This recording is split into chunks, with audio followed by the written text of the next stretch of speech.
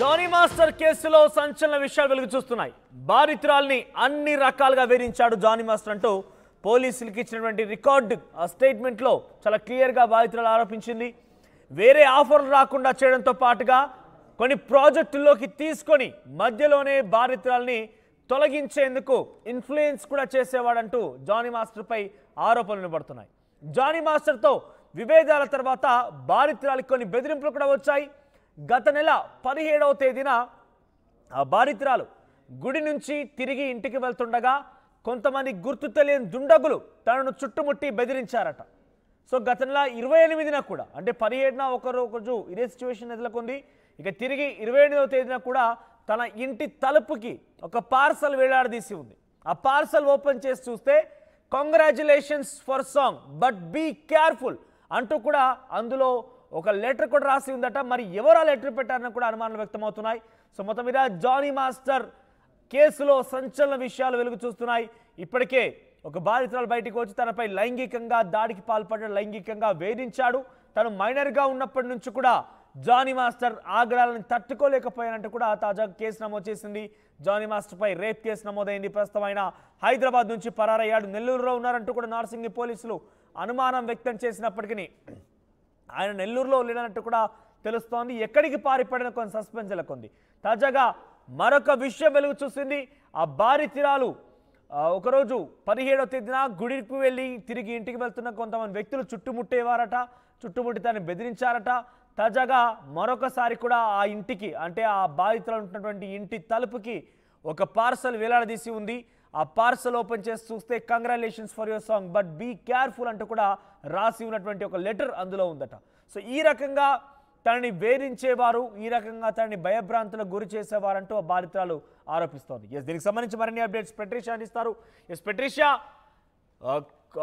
కొన్ని సంచలనాలు వెలుగు చూస్తున్నాయి. ఇప్పటికే ఆయన నెల్లూరుకి పారిపోయేంట ఒక వార్త, ఆ తర్వాత కొంతమంది రాజీ కుదురుస్తున్నారు మరో వార్త. ఇప్పుడు తాజాగా గతంలో జరిగినటువంటి అనేక బెదిరింపులకు సంబంధించిన విషయాన్ని కూడా బాధితులు బయట పెడుతోంది. సో ఏకంగా తన ఇంటికి పార్సల్ వచ్చిందన్న బట్ బీ కేర్ఫుల్ అంటూ కూడా మెన్షన్ చేసినటువంటి లెటర్ ఒకటి, ఆ తర్వాత తనకు చుట్టుముట్టి కొంతమంది గుర్తులేని దుండగులు చుట్టుముట్టి భయభ్రాంతకు గురి చేశారు, వేధించారని కూడా మరొక వార్త వెలుగు చూస్తోంది. సో ఇంకా ఈ రకంగా ఎన్ని విషయాలు ఉన్నాయి. ఈ రకంగా చెప్తూ ఉన్న కొద్దీ జానీ మాస్టర్ యొక్క ఆగడాలు ఒక్కొక్కటి బయటకు వస్తున్న నేపథ్యంలో ఎటువంటి చర్చ కొనసాగుతోంది? ఎస్ మనోజ్, ఇప్పటికే జానీ మాస్టర్ బెదిరింపులతో పాటు అతని అరాచకాలని చెప్పవచ్చు. జానీ మాస్టర్ కేసులో వెలుగులోకి చాలా సంచలనమైన విషయాలు ఒకటి బయటకు వస్తుంది.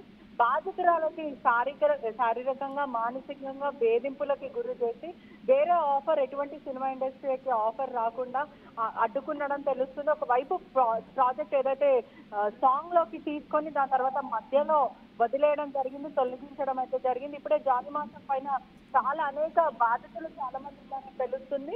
గతంలో కూడా అనేక సార్లు వేధింపులకు గురి చేశాడు. ఇప్పటికే అతనికి పార్సల్ ఇచ్చి మరి బెదిరింపులకి గురి చేశాడంటూ బాధితురాలు చెప్పడం అయితే జరిగింది.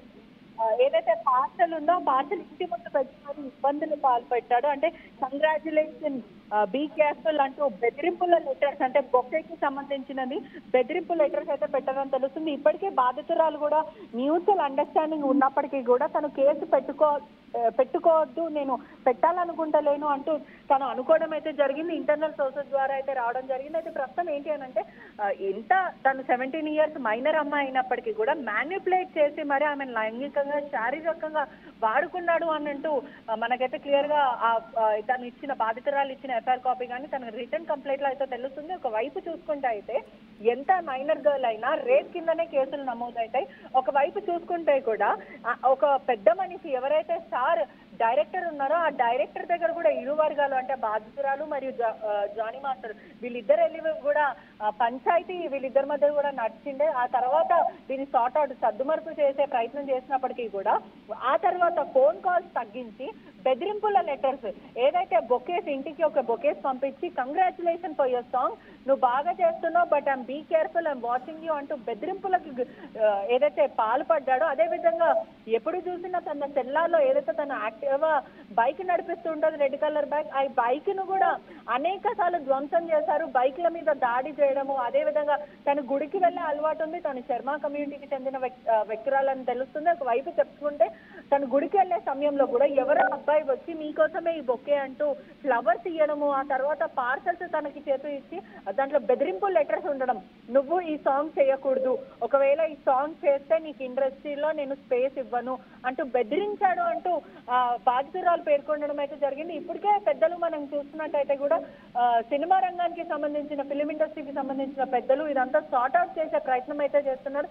ఒకవైపు జానీ మాస్టర్ ఫోన్ కాల్స్ కూడా స్విచ్ ఆఫ్ వస్తున్నాయి, వాళ్ళ వైఫ్ కాల్స్ స్విచ్ ఆఫ్ రానప్పటికీ కూడా, అంటే కాల్ చేస్తుంటే రింగ్ అవుతున్నప్పటికీ కూడా రెస్పాండ్ అవ్వట్లేదు. అంటే నిన్నటి వరకు స్విచ్ ఆఫ్ ఉన్న వాళ్ళ వైఫ్ ఫోన్ ఇప్పుడే ఆన్ చేశారని కూడా పూర్తిగా తెలుస్తుంది.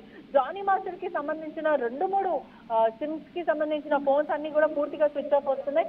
ఒకవైపు చూసుకుంటే కూడా పూర్తిగా ఇండస్ట్రీ అంతా కూడా ఒకవైపు డాన్సర్లను కూడా భయప్రాంతాలకు గురి చేస్తున్నారు.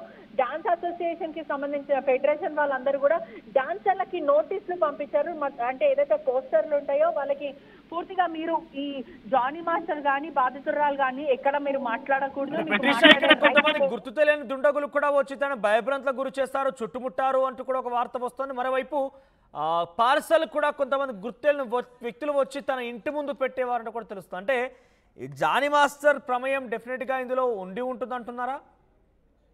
ఎస్, ఖచ్చితంగా బాధితురాలు కన్నా స్వయంగా తన రాతలోనే క్లియర్ గా రాసింది, తను చెప్పడం కూడా జరుగుతుంది. ఇంటర్నల్ గా పూర్తిగా చెప్తుంటే కూడా బాధితురాలకి తెలియని వ్యక్తులు, గుర్తు తెలియని వ్యక్తులు వచ్చి పార్సల్ ఇంటి ముందు పెట్టి వెళ్ళిపోతుండే. ఆ టైంలో తను భయప్రాంతులకు గురయింది, ఇంటి వాళ్ళ కుటుంబ సభ్యులు భయప్రాంతులకు గురయ్యారు. తను గుడికి వెళ్తున్న సమయంలో, తనకి గుడికి వెళ్లే అలవాటు ఉంది, రోజు పొద్దున గుడికి వెళ్లే సమయంలో తనకి ఎవరో వచ్చి బొక్కే ఇచ్చి కంగ్రాచులేషన్స్ చెప్పి వెళ్ళిపోవడం. అంటే ఒక సెకండ్ కూడా అక్కడ ఉండకుండా ఎవరిచ్చారని అడుగుతున్నప్పటికీ కూడా వాళ్ళు వెళ్ళిపోవడం. ఆ తర్వాత తను ఆ బొకేలో చూస్తే లెటర్స్ ఉండడం, అంటే థ్రెటనింగ్ లెటర్స్, పూర్తిగా థ్రెటనింగ్ లెటర్స్. నువ్వు మంచిగా చేస్తున్నావు కానీ ఈ సాంగ్, ప్రధానంగా ఈ సాంగ్ చేయకూడదు అంటూ వర్క్ ప్లేస్ లో కూడా వేధింపులకి గురి చేశారు. ఇది చాలా సీరియస్ అలిగేషన్స్, చాలా పెద్ద కేసు అనే చెప్పొచ్చు. ఎందుకంటే పూర్తిగా కూడా ఒకవైపు మలయాళం ఇండస్ట్రీ ఏదైతే సంబంధించిన కూడా హేమ కమిటీ రిపోర్ట్ లో అయితే మనం చూస్తున్నాం 200 పేజీల పైన ఏదైతే కాస్టింగ్ కౌచ్ గురించి కానీ లేకపోతే కమిట్మెంట్స్ గురించి కానీ చాలా క్లియర్ గా చెప్పడం అయితే జరిగింది. ఇప్పుడు మనం చూసుకుంటే కూడా ఒకవైపు చాలా పెద్ద సీరియస్, అంటే లవ్ జియాద్ యాంగిల్ లో కూడా చూసుకుంటే మత మార్పిడి అనేది చాలా పెద్ద ఒఫెన్స్. ఒకవైపు కేసులు పెట్టడం అంటే డైరెక్టర్సే కానీ లేకపోతే ప్రొడ్యూసర్స్, ప్రముఖ సినిమా యాక్టర్స్ కానీ మాస్టర్స్ కానీ వీళ్ళందరూ కూడా అమ్మాయిల పట్ల లైంగిక వేధింపులకి పాల్పడుతున్నారు అంటూ సమాచారాలు వస్తున్నాయి. ఎక్కడ వర్క్ ప్లేస్ లో ఇబ్బంది పెడుతున్నారు. అదే విధంగా అంటే చాలా మంది బాధితులు రావడానికి భయపడుతున్నప్పటికీ కూడా అమ్మాయిల పక్షాన కాస్టింగ్ కౌచ్ అనేది ఇంకా నడుస్తుంది, ఇంకా ఛాన్సుల కోసము కమిట్మెంట్స్ అడుగుతున్నారని చెప్తున్నారు.